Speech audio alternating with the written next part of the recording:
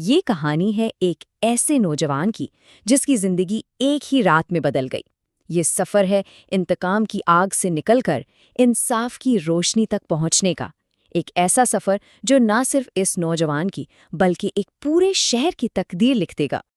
جب تم بڑے ہو جاؤ تو ایماندار اور بہادر بننا، یہ صرف چند الفاظ نہیں تھے، یہ ایک باپ کی اپنے بیٹے ییڈے کے لیے آخری خواہش تھی، اور یہی الفاظ آگے چل کر ییڈے کی زندگی کا سب سے بڑا امتحان بن گئے۔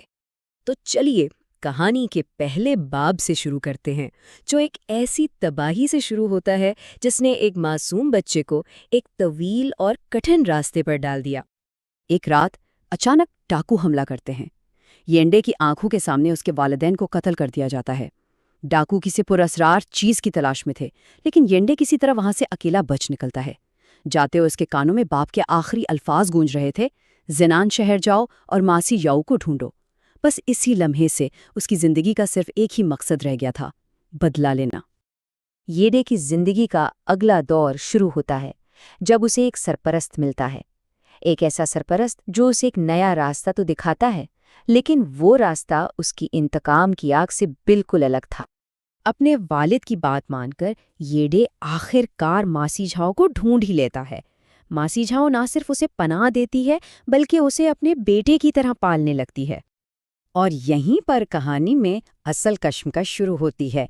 ییڈے چاہتا تھا کہ وہ کنگ فو سیکھے، طاقتور بنے اور فوراً اپنے والدین کے قاتلوں سے بدلہ لے، لیکن ماسی جاؤ اسے لڑائی سے دور رکھتی تھیں اور اس کا سارا دھیان پڑھائی اور حکمت عملی سیکھنے پر لگاتی تھی۔ ماسی جاؤ کا فلسفہ بہت صاف تھا، اگر تم بدلہ لینا چاہتے ہو اور زندہ بھی بچنا چاہتے ہو تو تمہیں اپنا دماغ استعمال کرنا ہوگا۔ وہ جانتی تھی کہ اصل طاقت جسم میں نہیں بلکہ دماغ میں ہوتی ہے، منصوبہ بندی اور دشمن کو سمجھنا ہی کامیابی کی کنجی ہے۔ کئی سال گزر گئے، لیکن ییڈے نے خفیہ طور پر اپنی ٹریننگ جاری رکھی، اور پھر جب اس نے معاملات اپنے ہاتھ میں لیے تو شہر میں ایک نئی پراسرار داستان نے جنم لیا۔ رات کے اندھیرے میں ایک نیا ہیرو سامنے آیا، کچھوا دیوتا۔ وہ ظالم اور بدعنوان امیروں سے ان کی ناجائز دولت چھینتا تھا اور چپکے سے شہر کے غریبوں میں بانٹ دیتا تھا۔ بہت جلد وہ لوگوں کے لیے امید کی ایک کرن بن گیا۔ اس کا کام کرنے کا طریقہ بڑا صاف تھا، وہ صرف ان لوگوں کو نشانہ بناتا جو ظالم تھے، ان کی دولت لے کر ضرورت مندوں تک پہنچاتا اور جاتے ہوئے ہمیشہ اپنی موجودگی کا ایک خاص نشان چھوڑ جاتا۔ اور اس کا نشان وہ کوئی عام نشان نہیں تھا، یہ ایک تصویر تھی جس میں ایک کچھوا ایک آنکھ کو کھا رہا تھا۔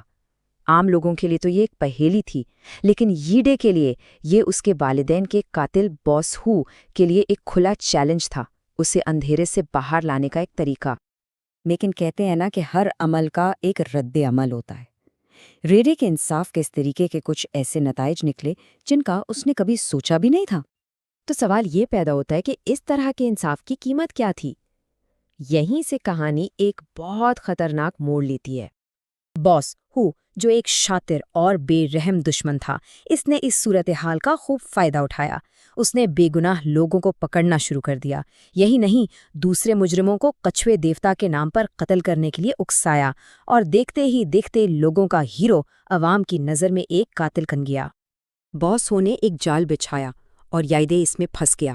اسے بچانے کے لیے ماسی جاؤ کو اپنی جان کی بازی لگانی پڑی۔ ایک خوفناک لڑائی کے دوران ییڈے کو بچاتے ہوئے وہ خود جان لیوا زخمی ہو گئی۔ یہ کہانی کا سب سے بڑا اور المناک موڑ تھا۔ اس قربانی کے بعد ییڈے کو اپنے غم سے نمٹنا تھا اور اپنے استاد کے آخری سبق کو سمجھتے ہوئے اپنے مقصد کو ایک نئی سمت دینی تھی۔ اپنے آخری سانسوں میں ماسی جاؤ نے ییڈے کو وہ راز بتایا جو اس نے ہمیشہ چھپائے رکھا۔ اس نے بتایا کہ وہ بھی اپنی جوانی میں انتقام کی آگ میں جلی تھی اور اسی آگ میں اپنا سب کچھ کھو بیٹھی تھی۔ وہ بس ییڈے کو اسی درد سے بچانا چاہتی تھی۔